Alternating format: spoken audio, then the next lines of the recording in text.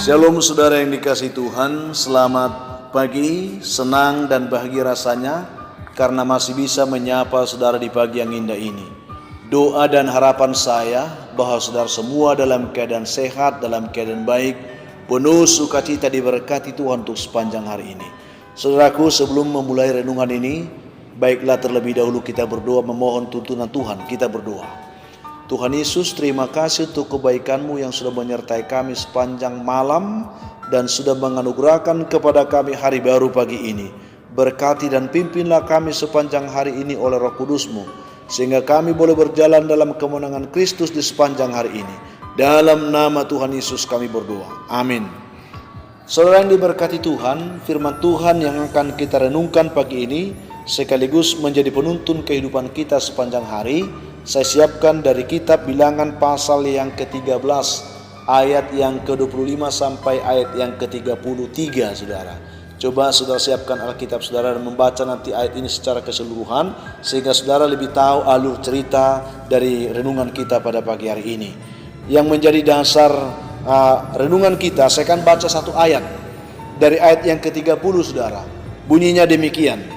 Kemudian Kaleb mencoba meyakinkan, menenteramkan hati bangsa itu di hadapan Musa. Katanya, tidak, kita akan maju dan menduduki negeri itu, sebab kita pasti akan mengalahkannya. Demikian jawab pembacaan firman Tuhan. Topik perenungan kita adalah berjalan dalam karakter ilahi. Saudaraku yang dikasihi Tuhan Yesus Kristus, saya yakin dan percaya kita semua tahu masing-masing kita, setiap kita mempunyai karakter atau memiliki karakter yang berbeda-beda dalam kehidupan ini saudara. Dan pastinya ya kecenderungan kita dalam melakukan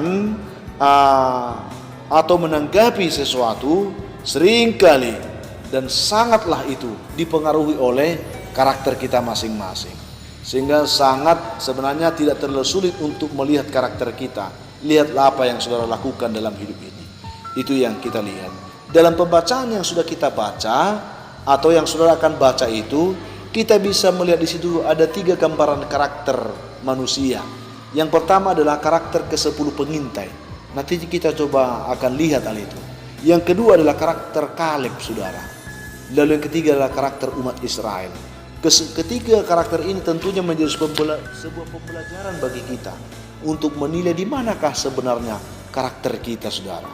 Ya, baik ke-10 pengintai itu, kalau kita perhatikan bagaimana mereka menunjukkan karakter mereka, bagaimana Kaleb juga menunjukkan karakternya, dan semua umat Israel juga menjadi sebuah gambaran karakter yang perlu kita pelajari pagi ini. Saudara yang dikasihi Tuhan, tuntunan atau kerinduan kita lewat tema ini adalah berjalan dalam karakter ilahi. Tentu karakter kemanusiaan kita berbeda dengan karakter ilahi. Tuhan mau supaya kita berjalan dalam karakternya saudara, karakter ilahi itu. Karena di dalam karakter ilahi itu tersimpan segala kehendak dan rencana Tuhan yang baik bagi setiap kita. Itu yang perlu kita pahami.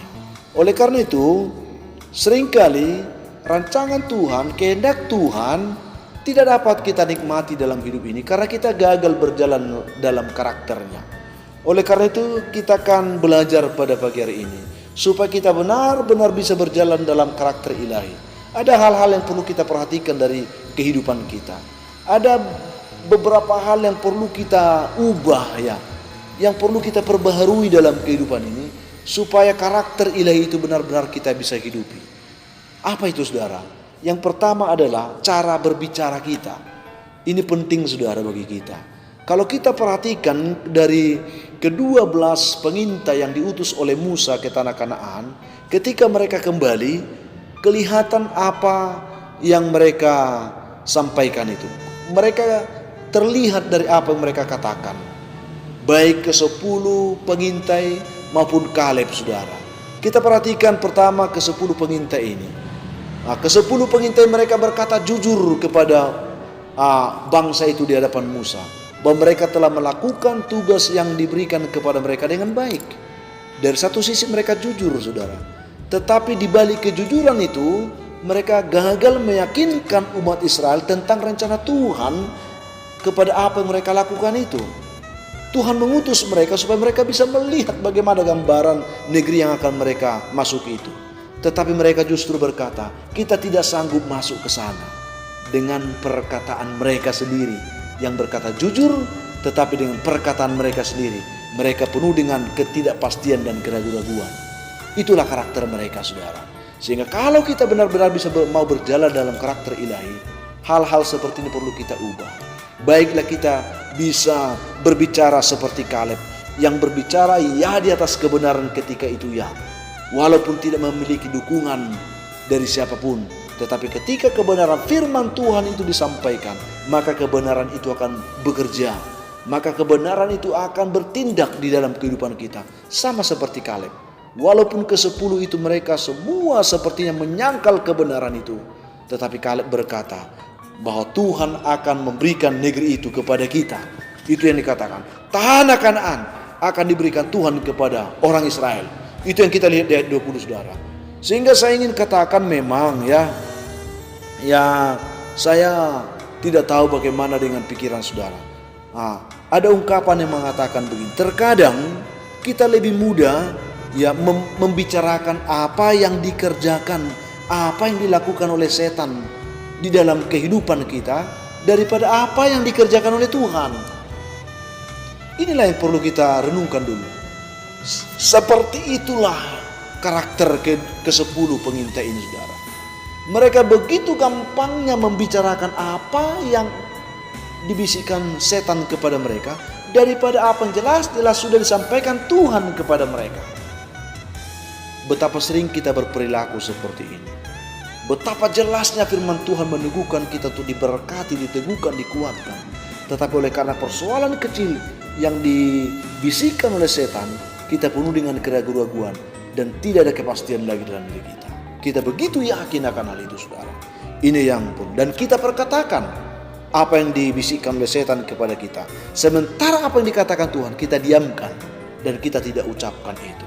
Itu yang pertama. Yang kedua adalah, supaya kita bisa berjalan dalam karakter ilahi, kita perlu membuat cara kita mendengar.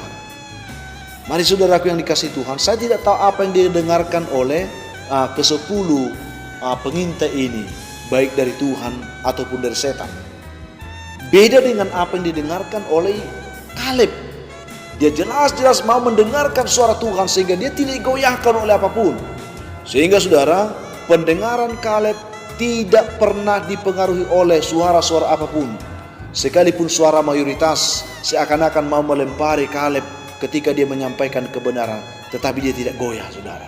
Mari saudara, apa yang engkau dengar dalam hidup ini?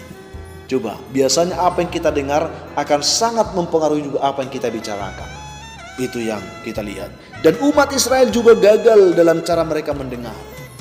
Semua umat itu telah mendengarkan terlebih dahulu firman Tuhan. Sejak mereka terpanggil dari Mesir, mereka mendengar bahwa mereka akan dibawa masuk ke tanah Kanaan, tanah perjanjian, tanah penuh dengan susu dan madu. Tetapi ketika bisikan setan disampaikan kepada ke-10 pengintai bahwa mereka tidak bisa masuk ke sana, mereka seperti belalang dengan raksasa, mereka berbalik mendengar perkataan setan itu, saudara. Sehingga mereka gagal untuk meraih berkat Tuhan. Itu yang perlu. Sehingga saya ingin katakan, ketika engkau menghadapi pergumulan, apa yang cenderung engkau dengar? Apakah engkau masih tetap setia mendengarkan firman Tuhan? Ataukah bisikan-bisikan dunia yang membuat engkau semakin takut, membuat engkau semakin bimbang, membuat engkau semakin ragu-ragu? Jika engkau mau berjalan dalam karakter ilahi, tidak persoalan sehebat apapun gelombang kehidupan ini menerpa hidup kita, tetapi tetaplah yakin untuk mendengarkan firman Tuhan. Maka di sana akan ada ketenangan dalam kehidupan. Itu yang kedua. Yang ketiga adalah cara berpikir kita, saudara. Ini juga mempengaruhi. Ya, bukan barang baru lagi bagi kita. Kecenderungan orang lebih suka mendengar hal-hal yang memikirkan hal-hal yang tidak baik, saudara. Ini seringkali menjadi hal yang mempengaruhi juga cara mendengar kita. Pikiran, pendengaran, perkataan kita merupakan sebuah rangkaian yang perlu kita perhatikan. Apa yang kita pikir, lalu apa yang kita dengar, apa yang kita katakan, itu menjadi sebuah paket yang perlu kita perhatikan jika kita mau berjalan dalam karakter ilahi. Pikiran kita adalah isi hati kita sebenarnya. Ya. Dan cara kita memikirkan sesuatu akan sangat mempengaruhi juga sikap kita akan hal yang kita pikirkan itu. Orang Israel sedang berpikir bagaimana mereka akan menggapai tujuan rencana Tuhan masuk ke tanah Kanaan. Dari semula mereka sudah memikirkan itu. Itu merupakan sebuah impian yang menggiurkan selama ini. Tetapi saudaraku yang dikasihi Tuhan Yesus Kristus, ketika perkataan-perkataan ke-10 pengintai itu masuk di hati mereka, lalu hati mereka berusaha untuk mengelola perkataan itu, dan pikiran mereka tidak mampu untuk menerima lagi kebenaran, sehingga kita lihat saudara, mereka gagal saudara menangkap impian besar itu. Impian yang besar yang sudah ada di tangan mereka itu akhirnya terlepas saudara. Itu yang kita lihat. Sehingga kalau kita lihat kecenderungan kita terkecoh untuk apa yang kita pikirkan saudara. Cobalah saudara, memang ada orang berkata bahwa kita akan selalu seperti yang apa yang kita pikirkan. Terkadang saya merasa bahwa perkataan itu juga benar. Terkadang pikiran kita ini menjadi pusat di mana kita akan menentukan segala sikap kita. Memang pola pikir seringkali dipengaruhi pola pandang kita. Apa yang kita lihat tadi. Ya, ketika kita melihat sesuatu itu baik, lalu kita pikirkan itu baik, maka kita akan bertindak berperilaku baik. Tetapi ketika kita melihat bahwa itu tidak baik, lalu kita menanamkan itu dalam pikiran kita tidak baik, maka perilaku kita, sikap kita pun akan berubah menjadi tidak baik. Ini menjadi persoalan saudara. Saya yakin orang Israel tertuntun dengan baik sebelumnya oleh Musa. Ya, tetapi ketika mereka melihat apa yang dilakukan oleh 10 pengintai itu, dan mereka mendengarkan itu saudara, maka pada saat itu pikiran mereka mulai goyah. Pikiran mereka mulai terpengaruh saudara. Mereka terkecoh oleh pikiran mereka yang sia-sia itu saudara. Akhirnya mereka gagal. Mereka tidak dapat berpikir baik karena mereka sudah menaruh permasalahan itu sebagai sesuatu yang besar yang menghambat nalar mereka untuk melihat kehendak rencana Tuhan secara sehat saudara. Itu yang kita lihat. Sehingga mereka tidak dapat lagi berpikir secara sehat. Mereka tidak lagi berpikir secara baik, apalagi berpikir dalam kerangka iman Kristen. Tidak lagi saudara. Ya, bahwa mereka berpikir bahwa persoalan itu akan menenggelamkan mereka. Sementara Tuhan katakan, dan Kaleb sendiri berkata, tidak. Ya, Tuhan akan memberikan tanah itu kepada kita. Itu luar biasanya pikiran Kaleb saudara. Dia berpikir jauh ya ke depan. Memang saudaraku yang dikasihi Tuhan Yesus Kristus, pola pikir inilah yang sering mempengaruhi sikap kita dalam bertindak, dalam berperilaku, dalam melakukan apapun. Mari saudara, kalau kita mau berjalan dalam karakter ilahi, coba engkau uji pikiranmu. Apa yang selalu engkau pikirkan? Makanya kalau kita lihat bagaimana Paulus selalu menekankan segala hal yang baik, yang suci, yang benar, ya, yang sedap didengar dan saudara, pikirkan semuanya itu. Baiklah kita selalu menyelaraskan pikiran kita dengan pikiran-pikiran Kristus saudara, supaya pikiran kita tertuntun untuk terarah melihat rencana Tuhan yang besar di dalam kehidupan kita. Jangan biarkan bisikan-bisikan dunia ini mempengaruhi pikiranmu sehingga engkau terkecoh dan gagal menggapai rencana Tuhan. Itu yang ketiga. Yang terakhir adalah cara pandang kita, cara melihat kita saudara. Terkadang kita juga terkecoh hanya oleh karena penglihatan mata jasmani kita, bukan penglihatan rohani kita. Karena itulah Tuhan pernah berkata kepada Samuel, menegur Samuel ketika Samuel akan mengurapi Daud menjadi raja. Dia terkecoh melihat penampilan kakak-kakak Samuel itu, dan Tuhan katakan kakak-kakak Daud itu, dan Tuhan katakan kepada Samuel, aku telah menolak semuanya itu. Bahwa ya bukan yang dilihat mata yang dilihat oleh Allah. Manusia bisa melihat apa yang dilihat di depan matanya, tetapi Tuhan melihat apa yang di dalam hati manusia. Itu yang perlu kita pahami saat ini. Tuhan melihat hati saudara. Jadi memang kalau kita lihat dari pengalaman ke-10 pengintai dengan pengalaman Kaleb, sangat-sangat berbeda. Benar bahwa mereka melihat ada raksasa, orang-orang besar di sana. Benar mungkin mereka mengukur diri mereka kecil terhadap mereka. Tetapi itu penglihatan apa yang di depan mata mereka. Mereka gagal untuk melihat semua itu dari kacamata Tuhan saudara. Beda dengan Kaleb. Kaleb katakan sekalipun di sana raksasa, tetapi Tuhan akan memberikan mereka kepada kita. Luar biasa saudara. Di manalah bedanya itu? Itu hanya di cara pandang saudara, cara melihat. Itu dia. Ke-10 pengintai mereka melihat dengan mata jasmani mereka yang terbatas. Tetapi Kaleb mencoba menaruh penglihatannya, menaruh pandangannya di atas dasar kebenaran firman untuk melihat seperti Tuhan melihat. Dan ternyata memang benar. Tuhan akan memberikan itu kepada kita.